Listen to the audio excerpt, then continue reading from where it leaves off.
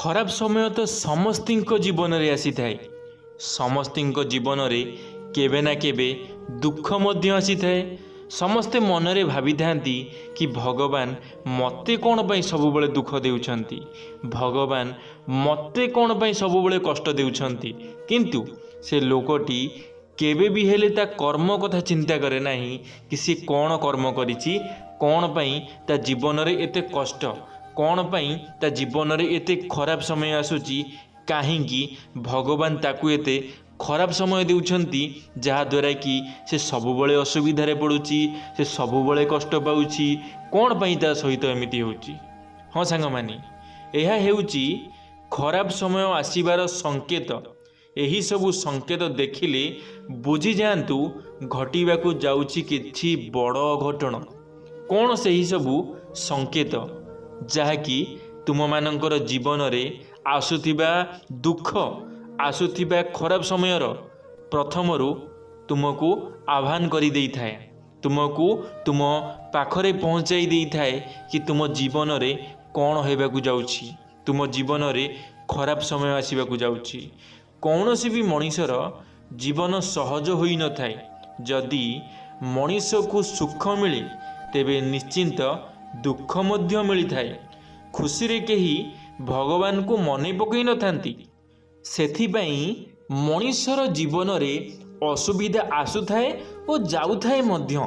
किंतु किछि संकट आसीबा परे मनीष भावे कि जदि एही संकट आसीबा पूर्वरु मु जानि नै थांती तेबे हुए तो मु एथिरु बंची जाई थांती। किंतु ए संकट, ए संकेत आपण माने केमिति जानिबे, काहा द्वारा जानिबे, किए आपण को ए संकेत देव जानिबा आज आमे एई भिडियो माध्यम रे। मनीष भली गछ मानकर मध्य जीवन थाए, तांकर निश्वास एवं प्रश्वास चली थाए। आमे साधारण मनीष अजणा रहू आसुथिबा दुर्घटना प्रति, किंतु गछटी आगरू अनुमान लगाई देई थाए। जदि आपणको घरे तुलसी गछ अछि तेबे ताहा जदि अचानक सुखी जाए तेबे जानि नियंतु कि आपणको घरे बहुत जल्दी दुर्घटना माड़ी आसुची। सांग माने आपण माने जानिथिबे हिंदू धर्म रे प्रत्येक लोकक घरे तुलसी गछ निश्चिंत भाव में थिबो, माँ वृंदावती निश्चिंत भाव में थिबे। जदि आपण माने आपणको घरे थिबा वृंदावतींकर मुंडरे लागिथिबा तुलसी गछर जदि तुलसी गछटी सुखी जाउची ताहले आपण माने जानि रखंतु आपणको परिवार उपरे बहुत बड़ संकट आसीबाकू जाउची, बहुत बड़ दुर्घटना घटिबाकू जाउची।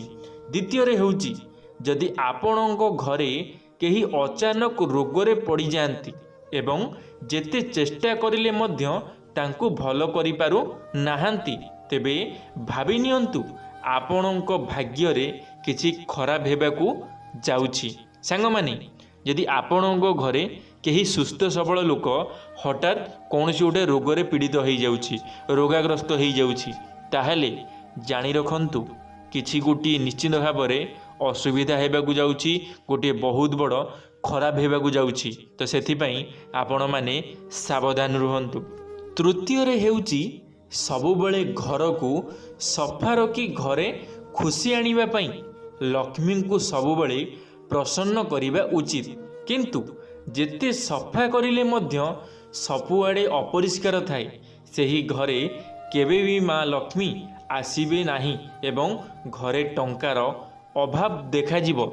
सांग माने आपण माने आपणको घर को सफा रखिया पई चाहुचंती, किंतु आपण माने जेते सफा करिया पई चाहुचंती सेते आपणको घर असना हेई जाउची।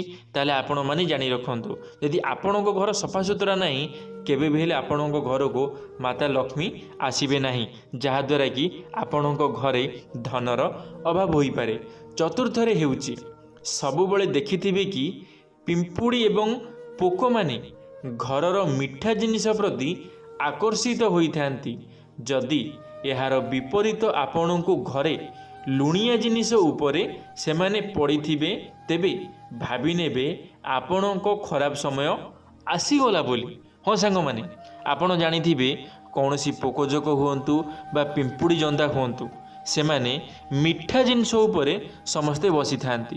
ଯଦି ଆପଣମାନେ ଆପଣଙ୍କ ଘରେ ଦେଖୁଛନ୍ତି କୌଣସି ଲୁଣିଆ ଜିନିଷ, ଯେମିତିକି ଲୁଣ ଡବାରେ ଆପଣଙ୍କର ପିମ୍ପୁଡ଼ି ପଡ଼ିଯିବା, ଏଇଭଳି କି ମାଛି ପଶିଯିବା, ଏଇଭଳି କିଛି ଯଦି ଆପଣଙ୍କ ସହିତ ଘଟୁଛି, ତାହେଲେ ଜାଣି ରଖନ୍ତୁ ବହୁତ ବଡ଼ ଅସୁବିଧା ହେବାକୁ ଯାଉଛି। ପଞ୍ଚମରେ ହେଉଛି କାଚ ଏବଂ ଚିକ୍ଟା ମାଟିର ବାସନକୁ ବହୁତ ଶୁଭ ମନାଯାଏ। ଯଦି ଏହା ସବୁବେଳେ ଭାଙ୍ଗିଥାଏ, ତେବେ ଏହା ଏକ କିଛି ଖରାପ ଘଟଣାର ସଂକେତ ଦେଇଥାଏ। ସାଙ୍ଗମାନେ, ଯଦି ଆପଣଙ୍କ ଘରେ ମାଟି ପାତ୍ର ଆପଣମାନେ ବ୍ୟବହାର କରୁଛନ୍ତି, ଆଉ ସେ ମାଟି ପାତ୍ର ଆପଣଙ୍କ ହାତରୁ ବାରମ୍ବାର ପଡ଼ିକିରି ଭାଙ୍ଗି ଯାଉଛି, ବା କାଚ ପାତ୍ର ବ୍ୟବହାର କରୁଛନ୍ତି, ସେ କାଚ ପାତ୍ରଟି ଆପଣଙ୍କ ହାତରୁ ବାରମ୍ବାର ତଳେ ପଡ଼ୁଛି ଆଉ ଭାଙ୍ଗି ଯାଉଛି, ତାହେଲେ ଜାଣି ରଖନ୍ତୁ ଆପଣଙ୍କ ପରିବାର ଉପରେ ବହୁତ ବଡ଼ ଖରାପ ହେବାକୁ ଯାଉଛି, ବହୁତ ବଡ଼ ଅନିଷ୍ଟ ହେବାକୁ ଯାଉଛି। ତ ସେଥିପାଇଁ ଆପଣମାନେ ସାବଧାନ ରୁହନ୍ତୁ, ନହେଲେ ଆପଣଙ୍କର କୌଣସି ନା କୌଣସି କ୍ଷତି ତ ନିଶ୍ଚିନ୍ତ ଭାବରେ ହେବ। ଯଦି ଆପଣଙ୍କ ସହିତ ଏହିଭଳି ଘଟଣା ଘଟୁଛି ତ ସାବଧାନ ରୁହନ୍ତୁ।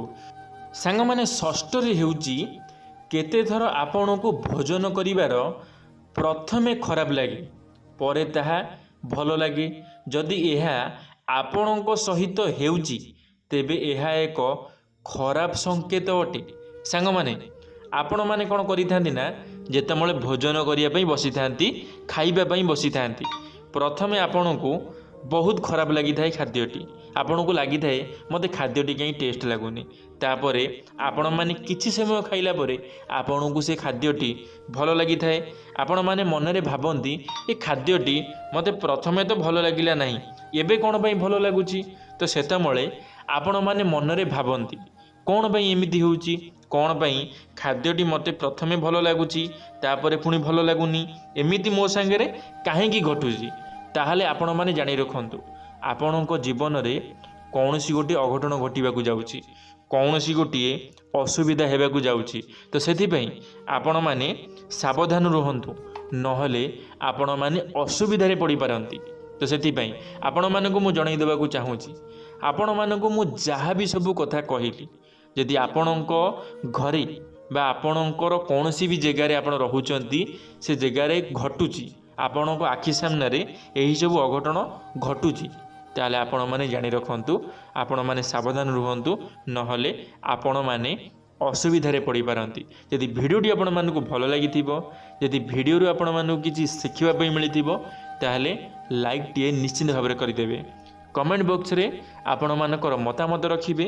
ଯଦି ଆପଣମାନେ ଆମ ଟକିଂ ୱାର୍ଲ୍ଡ ୟୁଟ୍ୟୁବ୍ ଚ୍ୟାନେଲରେ ପ୍ରଥମ ଥର ପାଇଁ ଆମ ଟକିଂ ୱାର୍ଲ୍ଡ ୟୁଟ୍ୟୁବ୍ ଚ୍ୟାନେଲଟିକୁ ସବସ୍କ୍ରାଇବ୍ କରିଦେବେ। ଧନ୍ୟବାଦ। ଜୟ ଶ୍ରୀ ଜଗନ୍ନାଥ, ଜୟ ମା ଶାରଳା, ଜୟ ଶ୍ରୀକୃଷ୍ଣ।